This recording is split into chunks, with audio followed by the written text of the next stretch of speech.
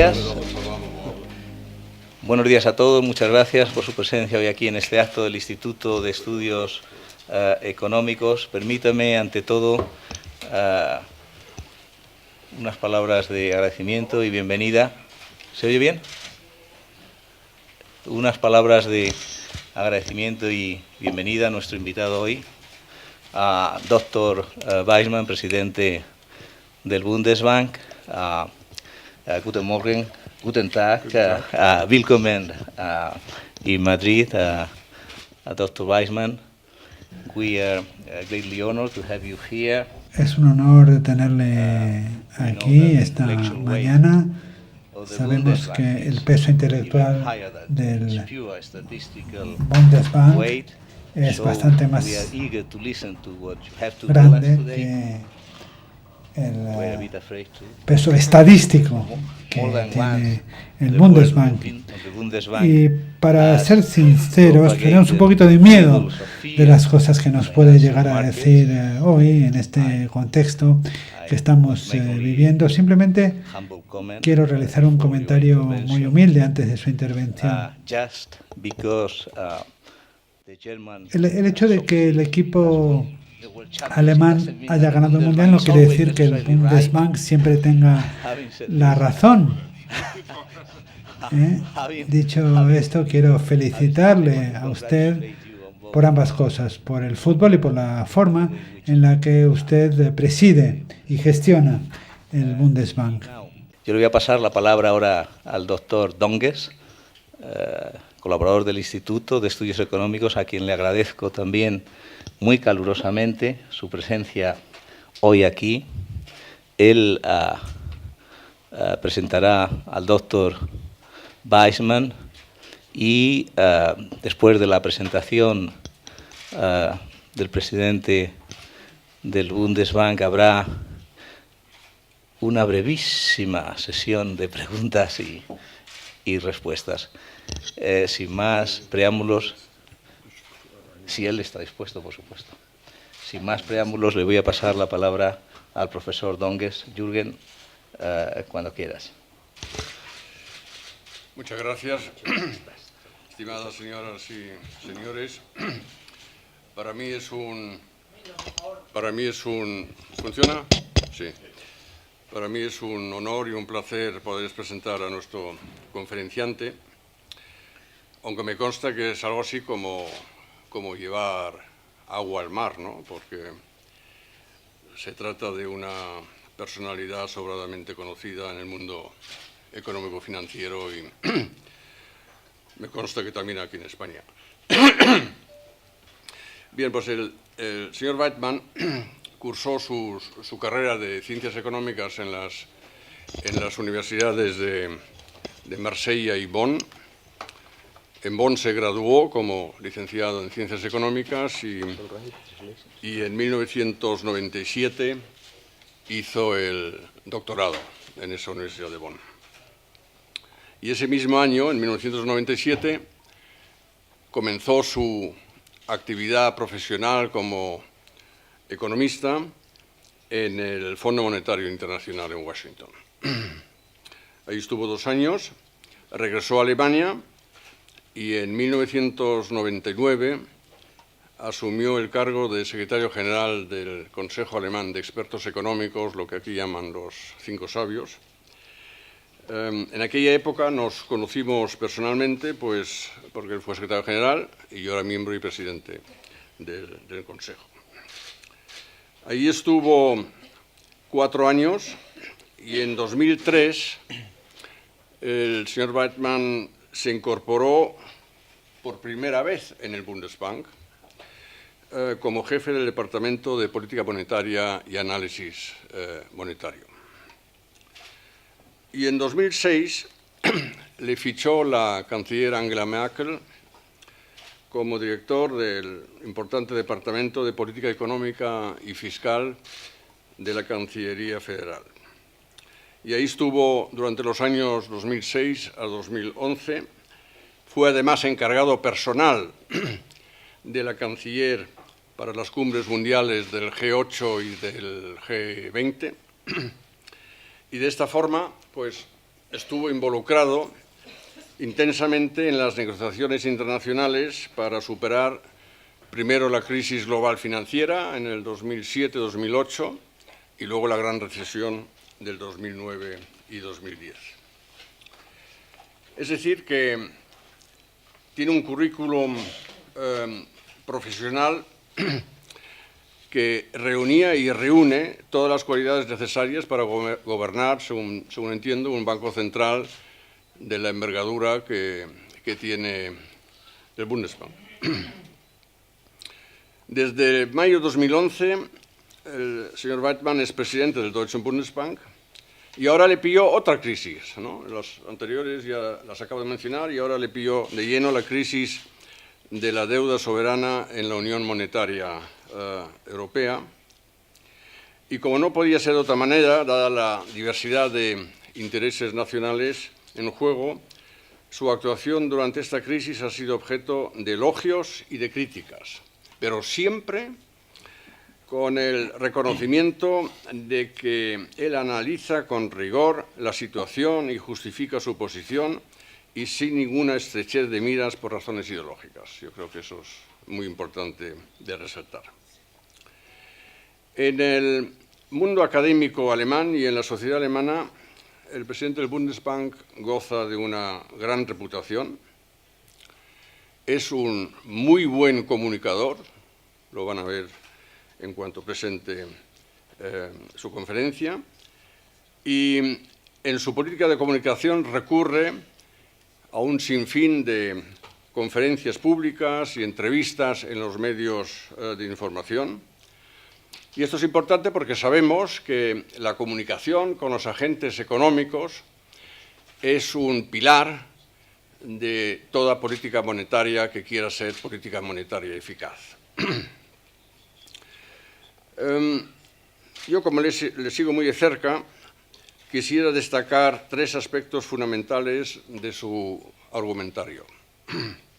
Primero, la política monetaria del Banco Central Europeo tiene que ser una política de estabilidad del nivel de precios a medio plazo, tal y como establece el Tratado de la Unión Europea y tal y como lo ha definido el Consejo de Gobierno del Banco Central Europeo al decir que la tasa de estabilidad es una tasa de inflación por debajo del 2%, pero cerca del 2% a medio plazo.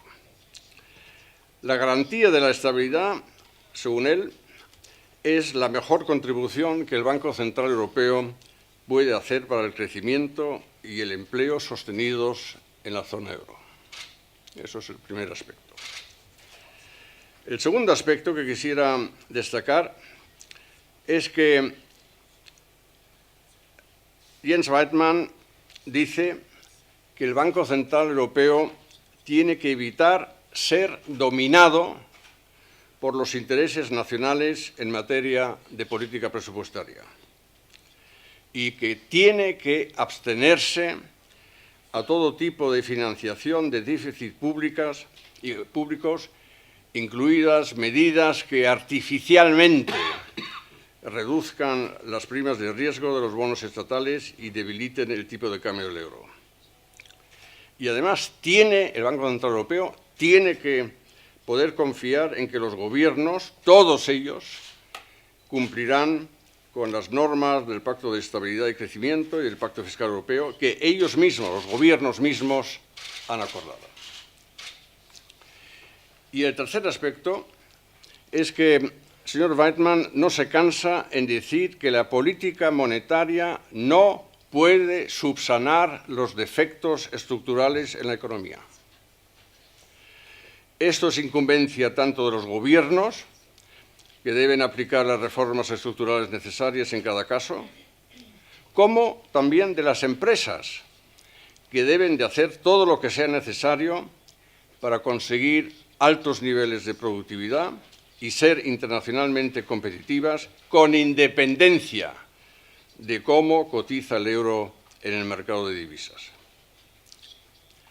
A mi entender, el presidente del Bundesbank quiere que la zona euro pueda ser un área de estabilidad y de progreso económico y social aunque todavía no tengamos una verdadera Unión Política Europea y los Estados miembros de la Unión Europea se resistan a renunciar a su soberanía en materia de política presupuestaria.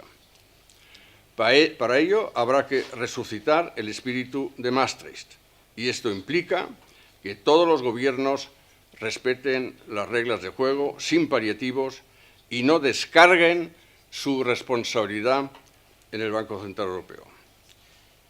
No quiero extenderme más porque lo que realmente nos interesa es lo que el Dr. Weidmann nos vaya a argumentar bajo un título de su conferencia tan sugestivo como es el de Hacia una Unión Monetaria Europea más estable. Jens, the floor is yours. Muchas gracias por la oportunidad de hablar aquí. Para mí es un honor enorme. Gracias, señor Donges. Cuando le escuchaba, pensé en Trichet. Una vez que le estaba escuchando, decía que mi padre hubiera estado muy orgulloso y mi madre le hubiese creído, ¿verdad? Esto es un poco lo que me vino a la mente. Muchas gracias a Luis también por organizar este evento. Es usted un anfitrión excepcional, ha puesto el listón muy alto, me ha hecho trabajar muy duro en la conferencia y gracias a todo el público por asistir a la charla. Es un placer tenerlos aquí. Espero que pues les sirva la conferencia que les voy a dar. Hace algunos meses un periódico español escribió acerca de mi institución y me van a perdonar, pero lo que dijo fue que Banco Central Alemán, baluarte del pensamiento neoliberal más dogmático de la Unión Europea. Creo que mi pronunciación es bastante mala en español, pero pues espero que haya podido transmitir el mensaje, pero creo que no me equivoco si pienso que estos comentarios del periódico no eran ni muchísimo menos un halago.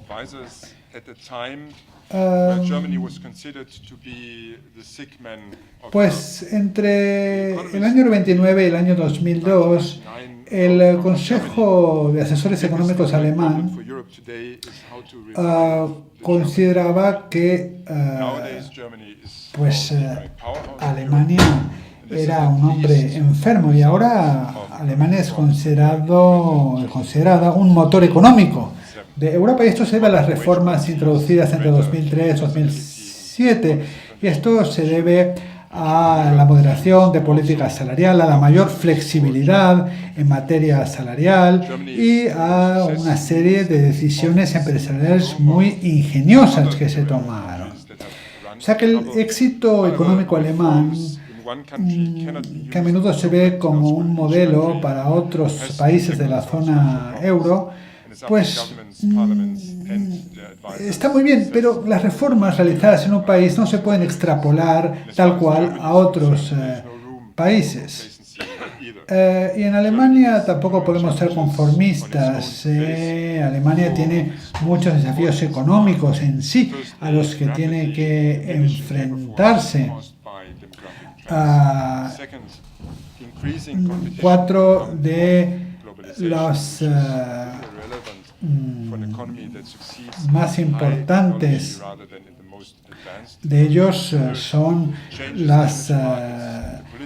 el número de trabajadores es cada vez menor, hay cada vez una competencia mayor debido a la globalización y pues los cambios en los mercados energéticos también deben considerarse. Por lo tanto, si nos fijamos en las decisiones políticas del gobierno alemán recientemente adoptadas, estas políticas no abordan adecuadamente las necesidades derivadas de estos desafíos.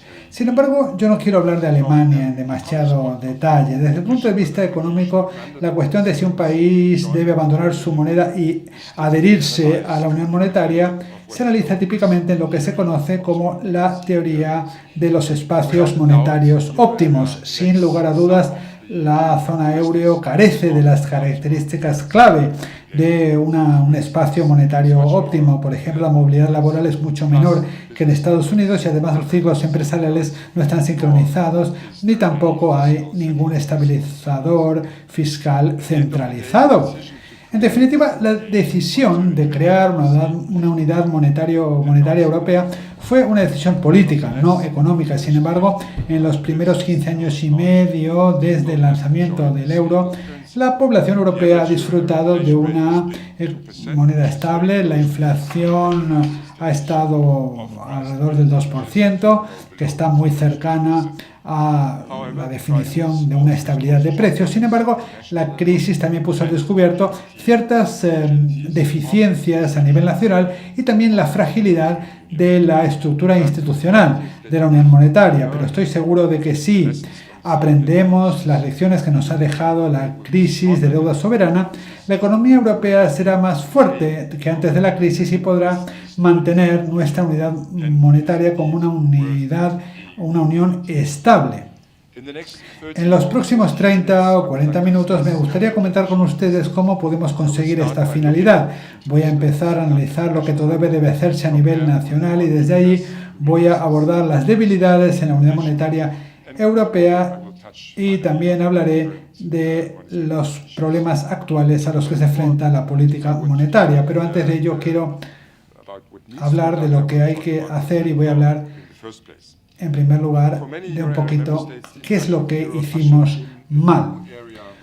Para muchos Estados miembros de la zona euro, la introducción del euro supuso el inicio de una era de abundancia de capital debido a la eliminación de los riesgos del tipo de cambio. Sin embargo, estas condiciones financieras favorables en la zona euro, que anteriormente había tenido altos intereses que pagar, pues estimuló inversión en sector inmobiliario y también en el consumo público y privado. Entonces, con el tiempo, los costes laborales subieron mientras que la competitividad fue bajando. Y cuando se desencadenó la crisis en 2007, las vulnerabilidades quedaron a la vista de todos. El sentimiento de los inversores empezó a modificarse y los tipos de interés para los países con problemas comenzaron a aumentar rápidamente, dando lugar a una crisis importante que todos conocemos. Para poder comprender el comienzo de la crisis hay que recordar pues, la estructura institucional tan particular de la zona euro, que supone la combinación de una política monetaria común con 18 políticas fiscales y económicas separadas. Es decir, los países mantienen su soberanía en este sentido. La política concede a los estados suficiente autonomía para preservar su diversidad, es decir, establecer sus propios modelos de negocio y también moldear sus instituciones y políticas a sus propias preferencias. Estas preferencias pueden diferir con respecto a la redistribución de los ingresos y al mismo tiempo deja las consecuencias de las decisiones que se tomen en manos de los Estados miembros y descarta la opción de mutualizar la deuda pública con otros estados de la zona euro. Pero también esta estructura crea vulnerabilidades. Por ejemplo, una combinación de este tipo da lugar a un sesgo en materia de déficit porque permite que los costes de la imprudencia fiscal de un país se trasladen en forma parcial a otros. Y un déficit gubernamental insostenible y la ausencia de cláusula de rescate pues puede también tener aquí un efecto.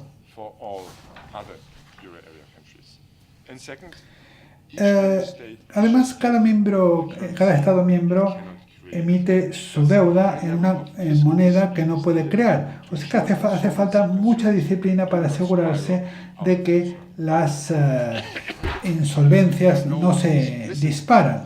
Y aunque no hay transferencias fiscales explícitas e independientemente de la aprobación de las legislaturas nacionales, los bancos centrales, las balances de los bancos centrales pueden servir como un vehículo para transferir riesgos entre los contribuyentes nacionales si los bancos centrales están de acuerdo en financiar la deuda nacional.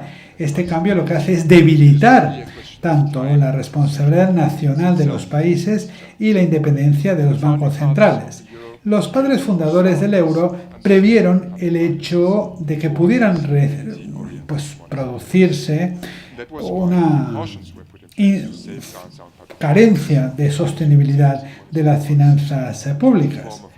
Y por eso se establecieron precauciones para salvaguardar unas finanzas públicas robustas y proteger la política monetaria.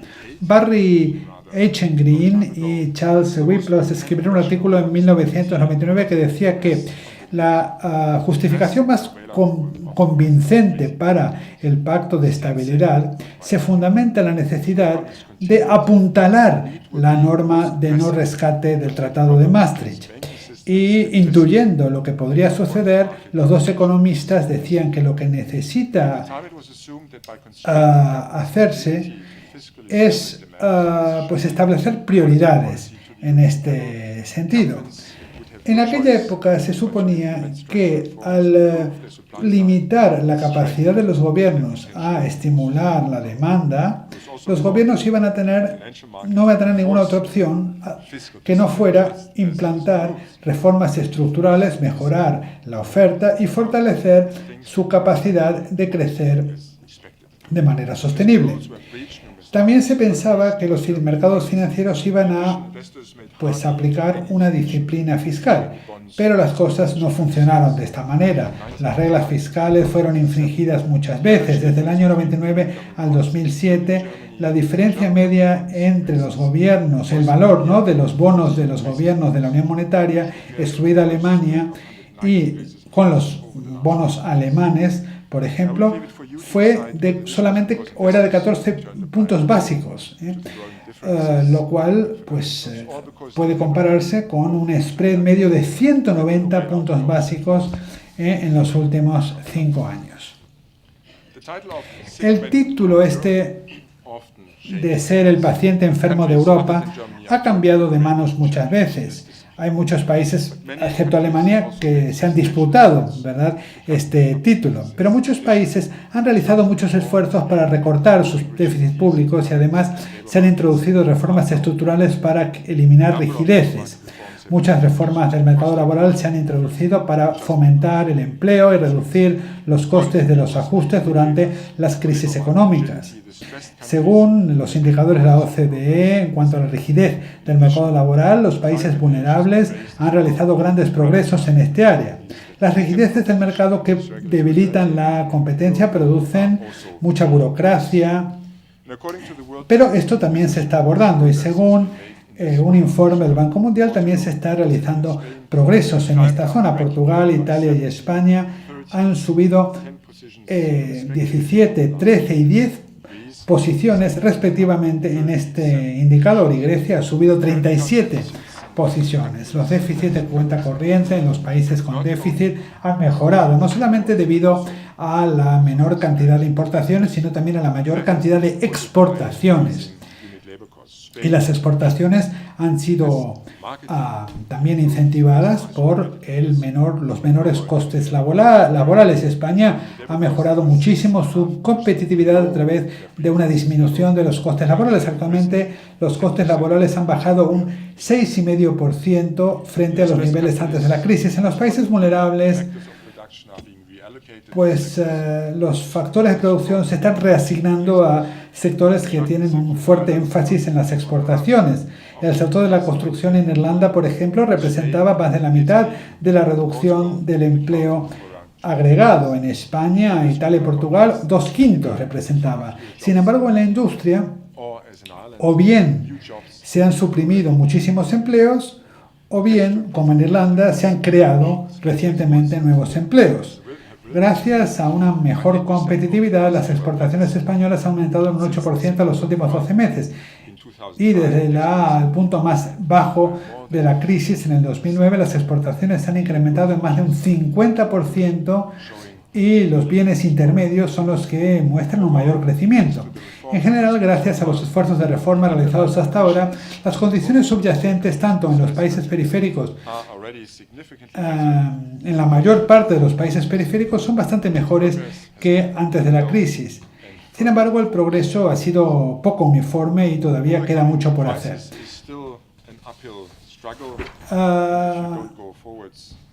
Superar la crisis es un esfuerzo muy importante. Es como una pendiente hacia arriba, ¿verdad? Porque si no asciendes, lo que vas a hacer es retroceder. Sin embargo, podría preguntarse si el Banco Central alemán tiene el derecho de exigir reformas y conciliación presupuestaria en otros países de la zona euro, dado el rol importante que tiene las finanzas, la sostenibilidad de las finanzas públicas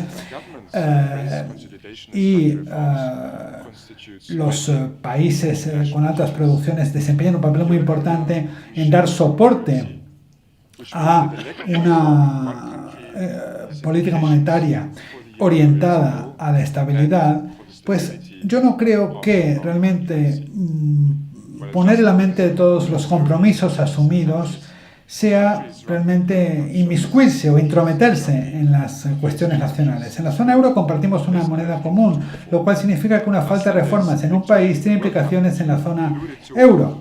Y mientras que el ajuste tiene que sucederse principalmente en los países que tienen déficit, los países que tienen un superávit de cuenta corriente como Alemania también tienen un desafío.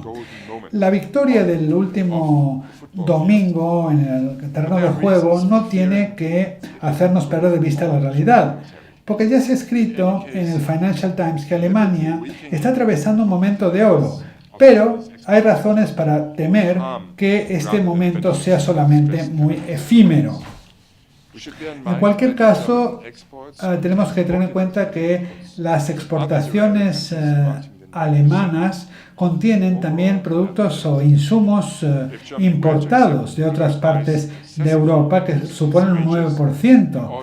Si Alemania aceptara en los consejos económicos de fomentar o de estimular excesivamente sus salarios para estimular la demanda doméstica, pues esto perjudicaría el empleo en Alemania y también la situación económica en toda la zona euro. A pesar de esto, está claro que en un contexto en el cual en Alemania hay una gran fortaleza y en todos los sentidos, pues hay que tener en cuenta que los salarios en Alemania van a crecer significativamente este año. Sin embargo, cuando se trata de tomar acción a nivel europeo, los desafíos a los que se enfrenta la Unión Monetaria son importantes. Las salvaguardas introducidas para garantizar la estabilidad de la Unión Monetaria, el Pacto de Estabilidad y Crecimiento y la norma de no rescate no pudieron impedir la crisis. Como ya he dicho, hay muchos desequilibrios económicos que plantean una amenaza a la estabilidad de la zona euro, que se podrían traducir en una pérdida de competitividad. Se han tomado medidas para abordar estas deficiencias, como por ejemplo el fortalecimiento del Pacto de Estabilidad y Crecimiento, pero volveré a hablar de esto dentro de un momento. En definitiva, el riesgo de contagio entre los países también se infraestimó cuando se estableció la Unión Monetaria.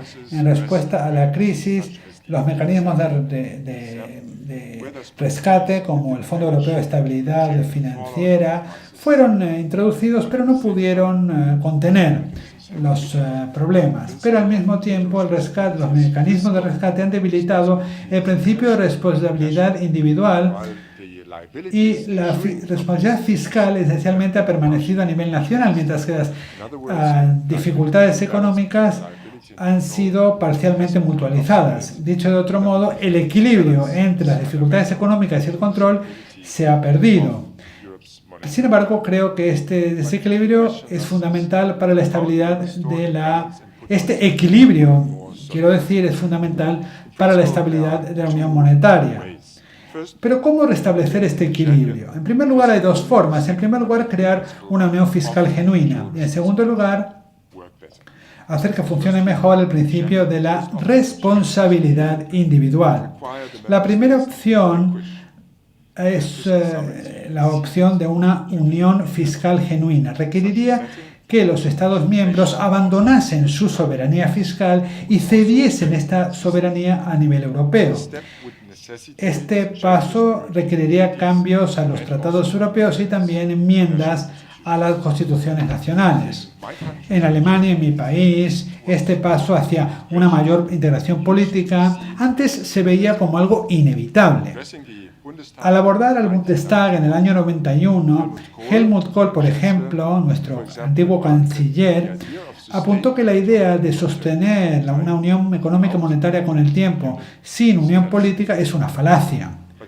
Pero, a juzgar por la renuencia de los gobiernos y los votantes a permitir que Bruselas pueda opinar sobre cuestiones fiscales, este camino parece estar bloqueado, por lo menos en el futuro próximo. Esto nos deja con la segunda opción, es decir, hacer que el principio de la responsabilidad individual funcione mejor. Como la deuda pública en un país tiene efectos sobre otro país, pues un número de reglas fiscales es necesario, incluso si funcionase el principio de responsabilidad individual. Por lo tanto, hacer más rígido el pacto de crecimiento y estabilidad y el pacto fiscal fueron pasos en la dirección adecuada. De momento habrá que ver lo efectivo que serán estos cambios. Habrá que ver lo efectivos que son, y de hecho Cervantes en el Quijote pues lo que dice es algo similar.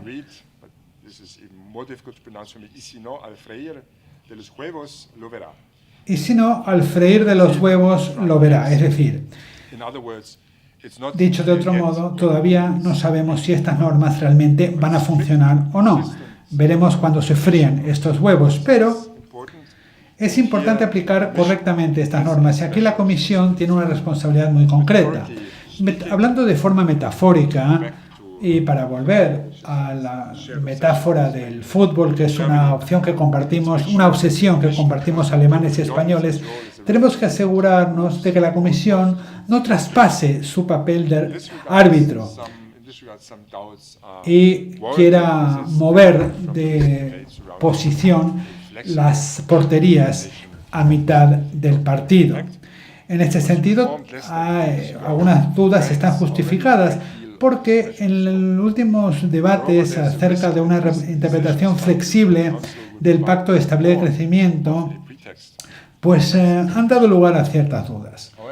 Sin embargo, una interpretación demasiado generosa de este margen, de esta autonomía, pues de alguna forma debilitará la credibilidad en el Pacto de Estabilidad y Crecimiento. Y esta no solamente es la posición del Bundesbank. La semana pasada Mario Draghi advirtió que desmontar la consolidación que se ha conseguido y al hacerlo, pues desmontar las normas de credibilidad sería una derrota para todos los países. Y no olvidemos que a medio plazo el pacto estipula que tienen que haber presupuestos balanceados o casi equilibrados. El objetivo del 3% que se utiliza nuevamente como rasero, por lo tanto es un techo y no tiene que ser una meta definitiva.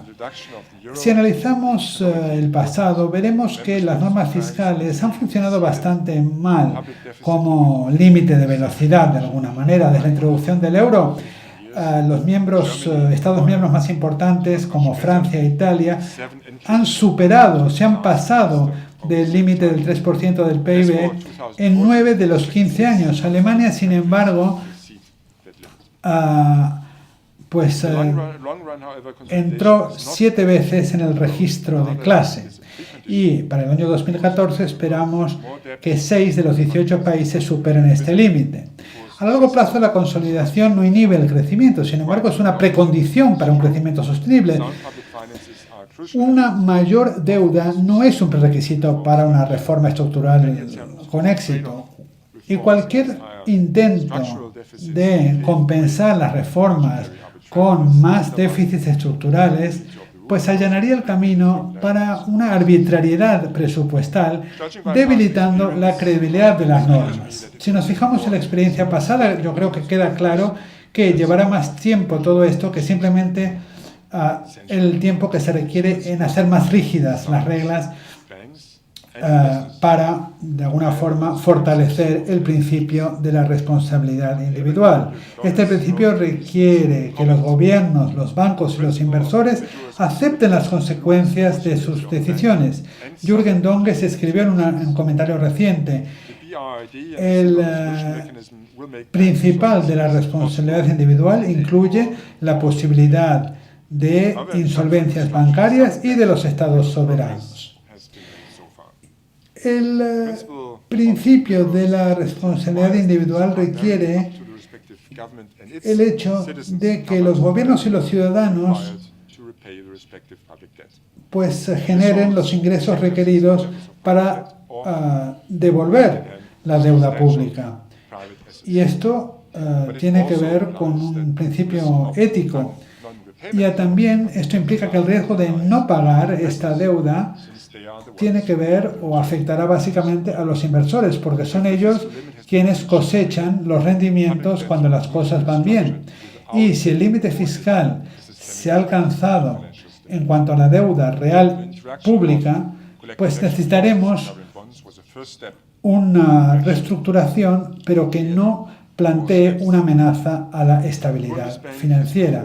El Bundesbank ha presentado una propuesta para que los bonos soberanos incluyan un vencimiento automático, una ampliación automática del vencimiento de 3 años en caso de que un Estado soberano necesite utilizar los mecanismos de rescate europeos. Esta ampliación automática del vencimiento permitiría que los Estados en cuestión puedan de alguna forma hacer frente a los desafíos fiscales y sin que los inversores se escapen. Las deudas y el control de esta forma podrían equilibrarse mejor. Pero todas estas cuestiones también tienen que ver con el comentario de un economista norteamericano que dijo que el capitalismo siempre es como una religión sin pescado, pero esto no funciona.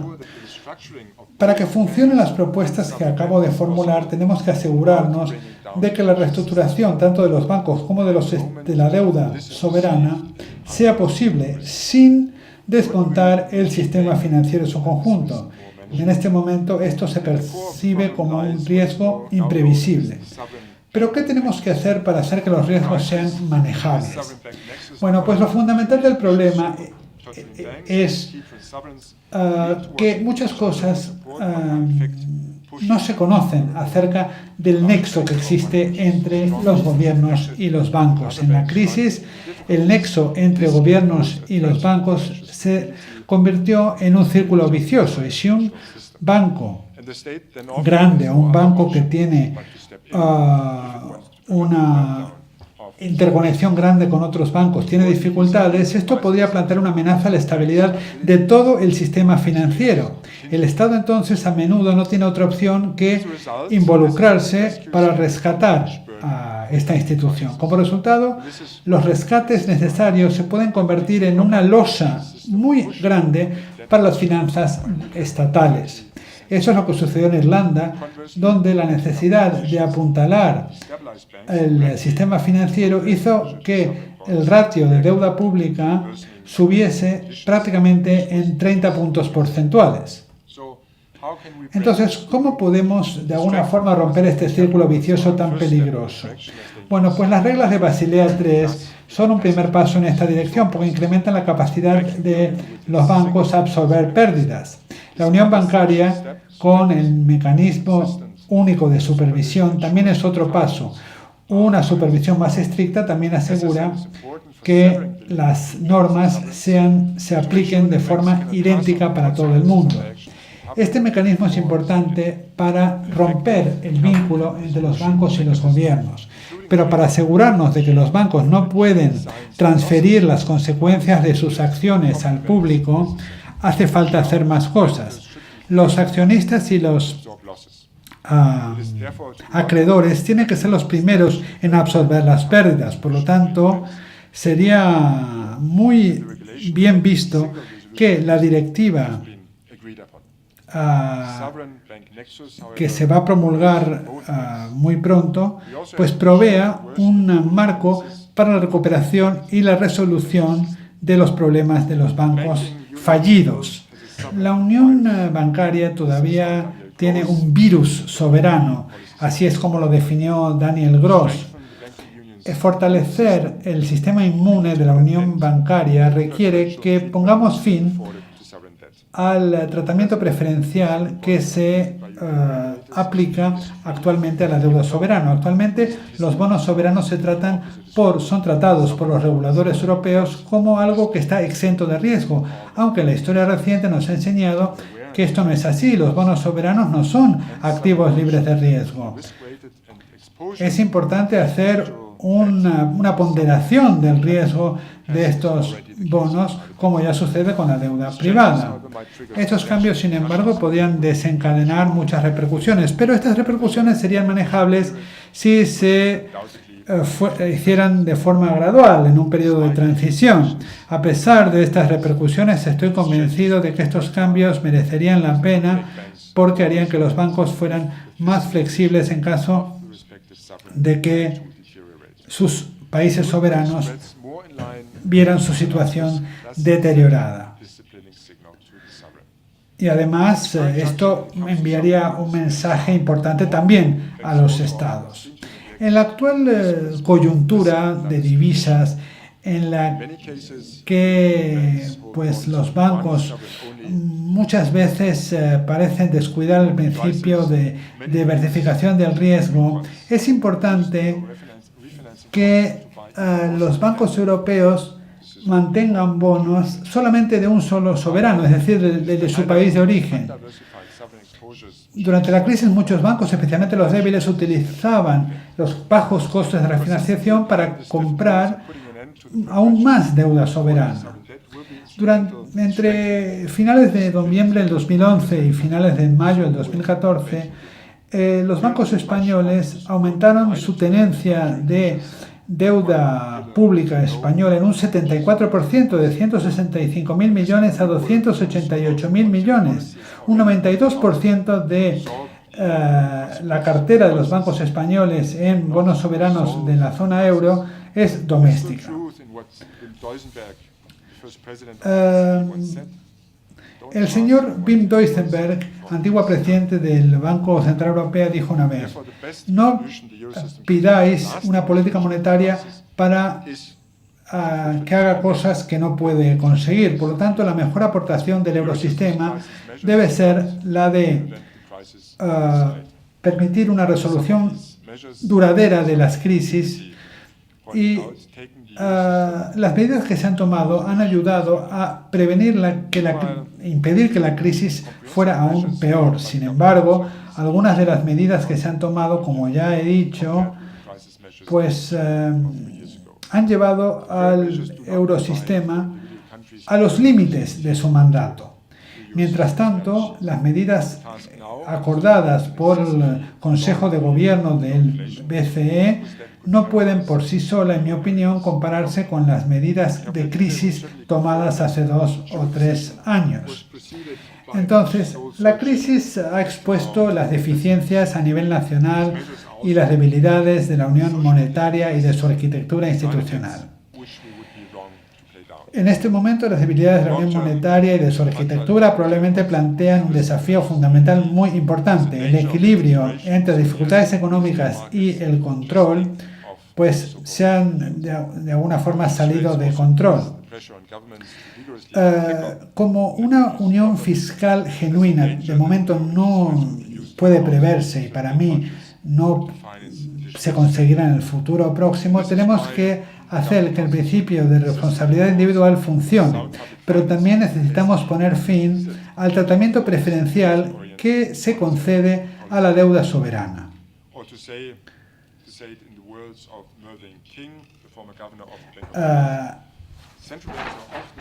Muchas veces a los bancos centrales se les acusa de estar obsesionados con la inflación, pero esto no es así. Si están obsesionados con algo, están obsesionados con la política fiscal. Por lo tanto, es muy importante dejar muy claro ahora que el eurosistema no va a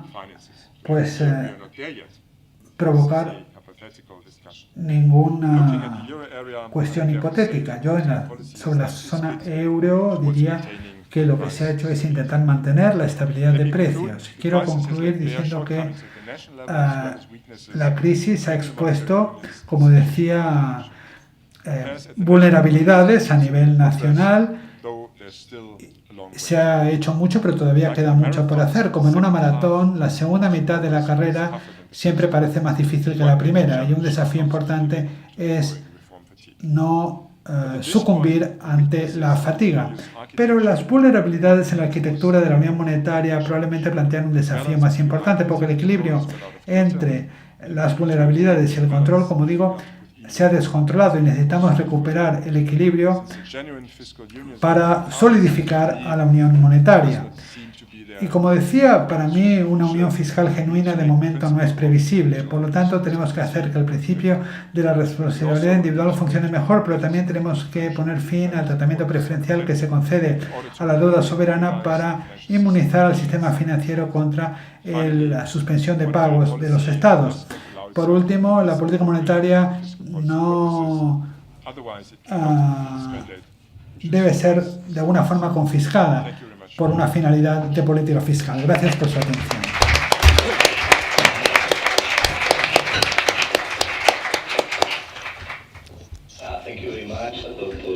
Muchas gracias, Dr. Weimann, por su presentación tan clara y tan incisiva, también diría muy sabia. El doctor Weimann nos, teniendo en cuenta la hora, abre la posibilidad de un turno de preguntas, turno breve. Quiere decir 2 o 3 preguntas como máximo. Les invito, por tanto, a que planteen preguntas al doctor Weimann. Adelante. A ver, habla alto, yo creo que se oye, pero... bien, all right. I'm Miguel Otero Iglesias. I'm the senior analyst for the European economy for the Elcano Royal Institute here in Madrid. I have 2 questions. One is in regards of the Using up already the full amount, the full extent, but no, just kidding. Very concrete questions. Yeah. The first one is on the mandate of the ECB. We are a bit struck that there is no forceful critique from the Bundesbank regarding the low inflation rate that we are seeing. I mean, we are thinking that if the inflation rate would be at 3.5 instead of 0.5 right now, you would be much more forceful in criticizing or demanding at least for forceful actions from the European Central Bank. So, do you think more needs to be done to fulfill the mandate of the European Central Bank? And the second question is regarding the options.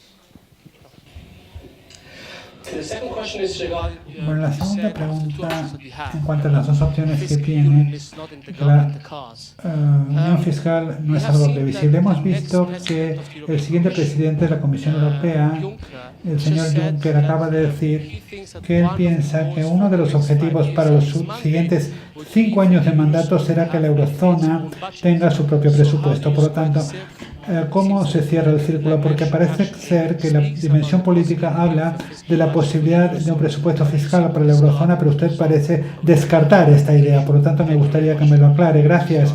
Déjeme comenzar con la segunda pregunta.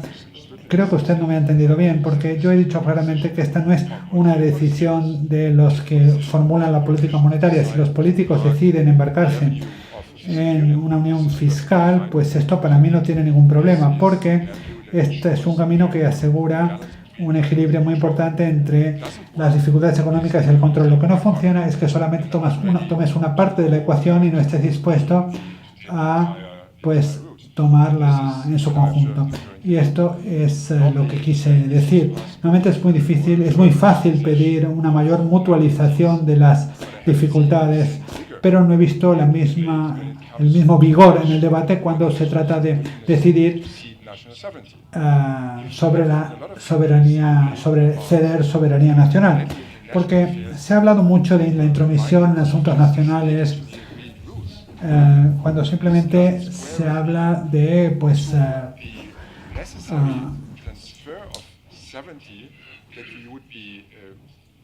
transferir soberanía, pero yo creo que es importante aceptar una transferencia de soberanía en una unión.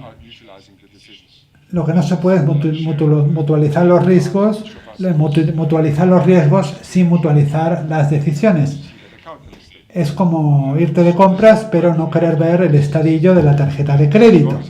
Entonces, lo que yo digo es que esta, si es una decisión política, debe ser coherente. Ha habido muchos intentos, recuerdo también el gobierno alemán, de presionar para que se dé lugar a una unión fiscal, pero esto significa que también tiene que haber pues una mutualización de las decisiones políticas. Pero esto no es una decisión que me corresponda a mí. Yo lo que digo es que para que el sistema funcione hace falta un buen equilibrio.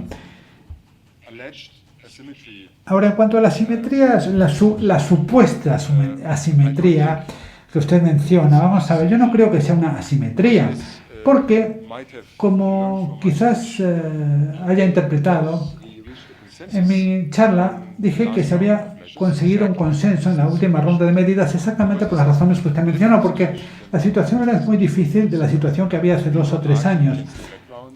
Antes había un periodo largo de bajas inflaciones y ahora nuestra tarea es encontrar forma de cumplir con nuestras promesas, que es llegar a una inflación que sea consistente con nuestra inflación de estabilidad. Esto es muy difícil explicar. En algunos países esto explica por qué yo propongo algunas medidas, pero no otras.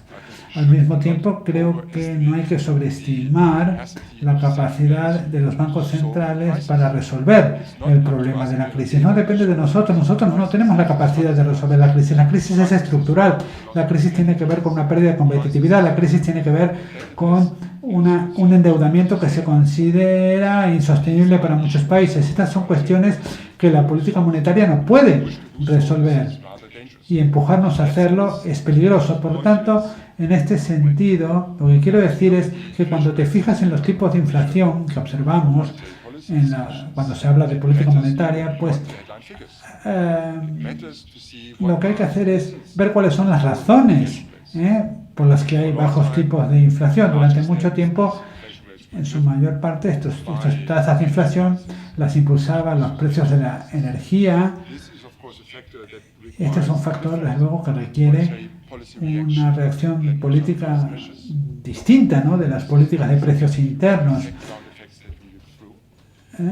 Y, por otro lado, los bajos tipos de interés o de inflación también tienen que ver con los procesos de ajuste. Como no tenemos un tipo de cambio para que actúe como red de seguridad, pues tiene que haber otros medios, ¿no?, para recuperar la competitividad. Por lo tanto, estamos muy lejos de un proceso deflacionario. Y yo lo veo muy claramente en España, porque lo que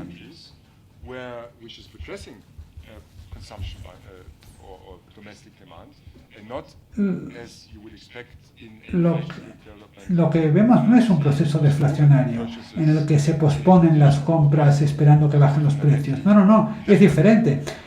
Aquí pasa lo contrario, por lo tanto, es un proceso de ajuste que no puede evitarse el que estamos viviendo y nada tiene que ver con una deflación, y este proceso de ajuste llevará su tiempo. Teniendo en cuenta que ha habido dos preguntas, solo queda una aquí, por favor, aquí en la segunda fila. You're privileged to get a microphone. Yes, yes. I'm Javier Méndez. Yo soy de la Sociedad Española de Analistas Financieros. ¿Se oye? Gracias, señor Weinmann, por su análisis tan claro. A mí me gustaría preguntarle su opinión sobre lo que se supone que debe ser un euro fuerte, especialmente en este entorno que vivimos de presiones inflacionarias limitadas. No sé si esto lo menciona usted en su charla y no lo escuché y me disculpo por ello, pero me faltó oír en su presentación alguna cosa sobre esto. Vamos a ver, sí, es un tema complicado. Podríamos dedicar una hora entera a hablar de esta cuestión, pero es un poco también peligroso. Vamos a ver. Luis acaba de organizar un debate que tuve con analistas financieros, y lo que me pareció interesante fue ver las distintas perspectivas que tienen aquí en España. Si organizara el mismo debate en Alemania, pues aquí, por ejemplo, la gente tiene una perspectiva muy uniforme sobre el tipo de cambio, pero en Alemania, por ejemplo, la gente se centra mucho sobre los tipos de interés. Pero estas dos cuestiones, el tipo de cambio y los tipos de interés, son dos caras de la misma moneda, porque, vamos a ver, perdone que no hile bien las frases, pero somos víctimas de nuestro éxito. El capital que abandonó la zona euro ahora está poco a poco volviendo a la zona euro por varias razones, y también debido a que el proceso de ajuste está dando sus frutos. La confianza ahora es mayor, ¿verdad? El tipo de cambio está subiendo, vemos una apreciación del tipo de cambio, pero esto también tiene que ver con unos tipos de inflación bastante bajos históricamente. Hay estados soberanos que se refinancian ahora mismo a tipos de interés que nunca han visto en la vida. Hay empresas que ahora se están refinanciando a unos intereses que francamente son excepcionalmente bajos en términos históricos. Por lo tanto, tenemos este efecto de estímulo, y por otro lado el tipo de cambio que desde el punto de vista cíclico pues se comporta como se comporta. Por lo tanto, yo no hablaría del tipo de cambio de forma aislada. Para nosotros lo que importa es cómo todo esto afecta la situación cíclica y la inflación. Y hay que analizar estos dos efectos en conjunción. Y como experimentamos en la precrisis y como nosotros hemos experimentado también en el pasado, el efecto de tipo de interés es muy potente, es incluso más potente que el efecto del tipo de cambio. Por lo tanto, el efecto estimulante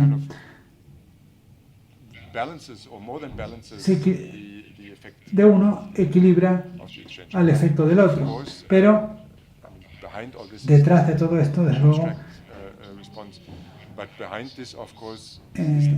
detrás de este debate también hay una cierta heterogeneidad en la zona euro que explica las opiniones distintas que existen sobre la política monetaria, sobre el tipo de cambio, etc. Hay algunos países a los que les va bastante bien.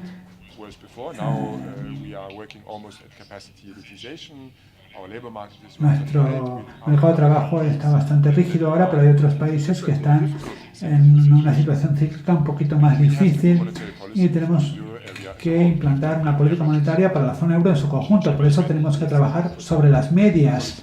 O sea que para algunos la política puede ser demasiado rígida y para otros demasiado laxa.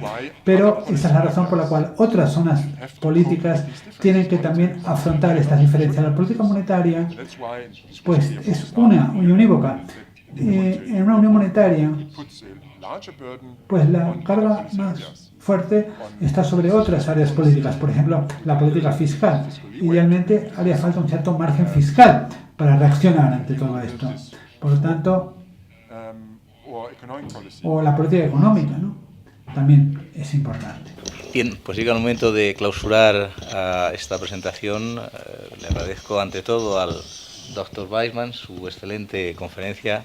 Estoy seguro que todos nosotros ahora comprendemos algo mejor el punto de vista del Bundesbank.